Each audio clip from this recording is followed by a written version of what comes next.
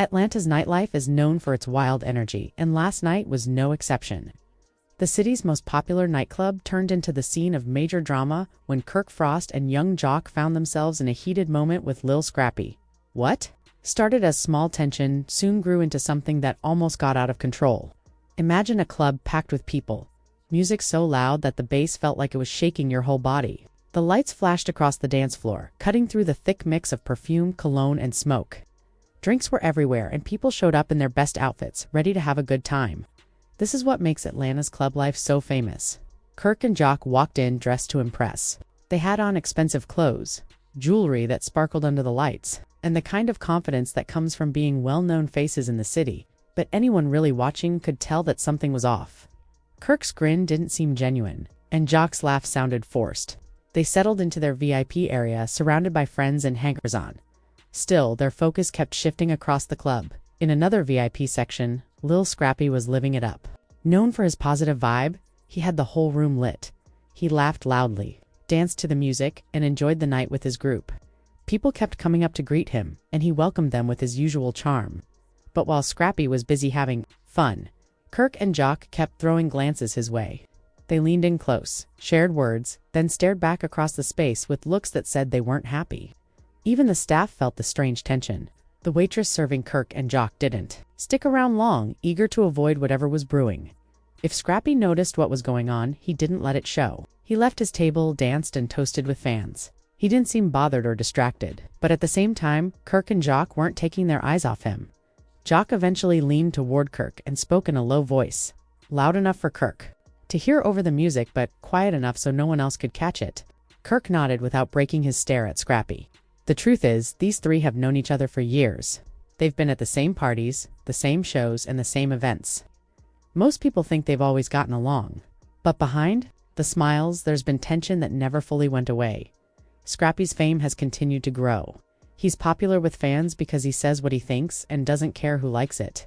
That has made him a favorite in the scene, but not everyone appreciates his honesty.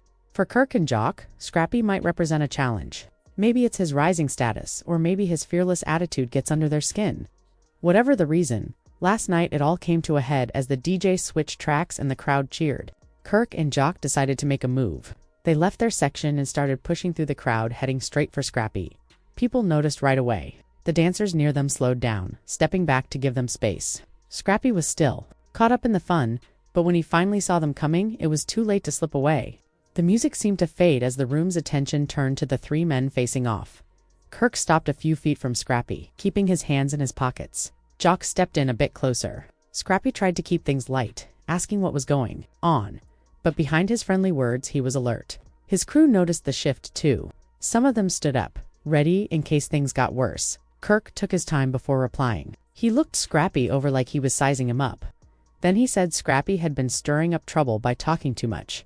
Scrappy held his glass tightly, his confidence starting to crack. He looked at his friends for support before turning back to face Kirk and Joc. If they had something to say, he wanted them to say it. Joc stepped closer again. His body looked relaxed, but his eyes told a different story. He said they had plenty to say, and that Scrappy should listen if he knew what was good for him. Scrappy didn't step back. He asked Joc what exactly they had to say, his hand clenching. As he moved a little closer, almost standing nose to nose with him, the people nearby felt the growing tension. Some stepped back, not wanting to get caught up in it, while others couldn't help but watch. The music kept playing, but the mood in that corner of the club had completely changed. Everyone nearby was holding their breath, waiting to see what would happen next. Scrappy's friends were nervous, clearly ready to jump in if needed. The moment felt heavy, like one wrong word or move could set everything off.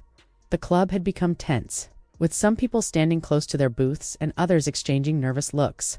Everyone seemed to be trying to figure out just how serious this situation might get. Joc didn't hold back as he pointed straight at Scrappy and said, "You know exactly what this is about. You've been running your mouth, saying things that aren't true. Did you really think you could talk like that and not have to answer for it?" Scrappy lifted his chin, determined not to back down. "If I have something to say, I'll say it. Don't come at me with weak claims if you don't have real proof." Kirk moved closer, his face showing no emotion. "We've got more than just talk, Scrappy. We've got evidence." He took out his phone, unlocked it quickly, and held up the screen for Scrappy to see. Whatever was on that screen clearly hit a nerve because Scrappy's jaw tightened as he stared at it. So now you're going to show me some messages that don't tell the whole story? That's what you're bringing to me, Scrappy said, trying to brush it off, but there was a slight shake in his voice that revealed his unease. Joc stepped up so he was right next to Kirk. His posture seemed calm, but the look in his eyes showed just how serious he was. This isn't out of context. You've been two-faced. You say one thing to us and something else to everyone else. It's time to admit it before this turns uglier. Scrappy's patience snapped. He planted his feet, squared his shoulders, and glared at them. You think you can just walk in here and come at me like that? Who do you think you are? His voice was full of anger. Kirk stepped into Scrappy's space, lowering his voice to a sharp whisper that somehow cut through the loud music. Keep it up and you'll see exactly what happens. Scrappy held his ground. His heart was racing, but his voice stayed steady. You don't scare me. You never have. For a second, it felt like everything would explode. Joc's fists were clenched. Kirk's glare grew sharper. Scrappy's crew started moving in, ready to step in if needed. Around them, the crowd went quiet, watching with tense anticipation, expecting a fight to break out at any moment.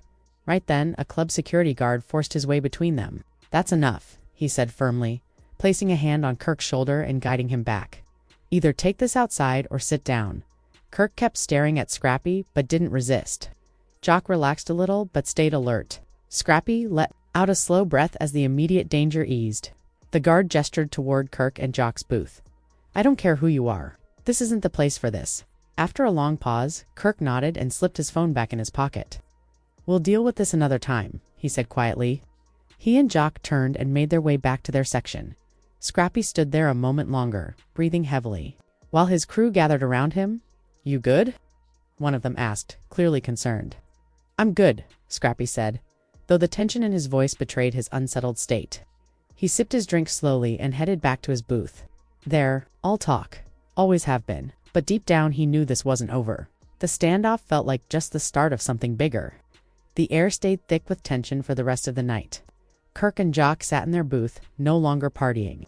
They barely spoke or touched their drinks, their eyes drifting now and then toward Scrappy.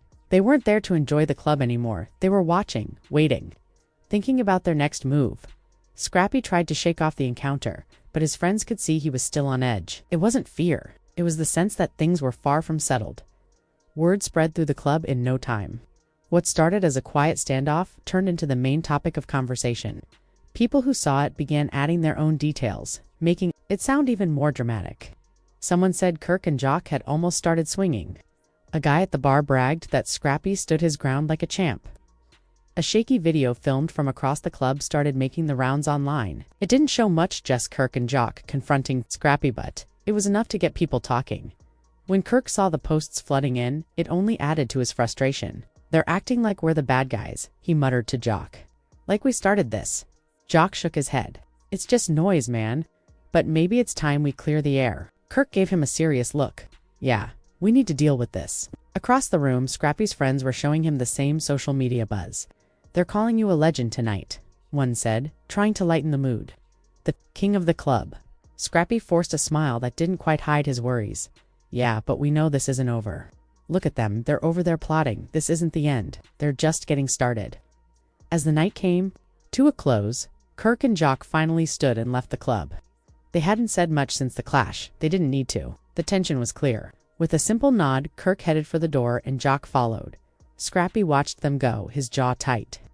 They really think they can walk out like that and come at me again another night, he said quietly. Outside, the night air did nothing to calm the energy still hanging between them. Kirk and Joc walked past the crowd that had gathered, got into their car, and drove off. The glow from their phones lit up their faces as they scrolled through all the comments and posts about what had just happened. After a while, Kirk broke the silence. You know what we need to do? Joc didn't even need to ask. He nodded. They both knew. The club scene showdown might have ended for the night, but whatever came next was only beginning.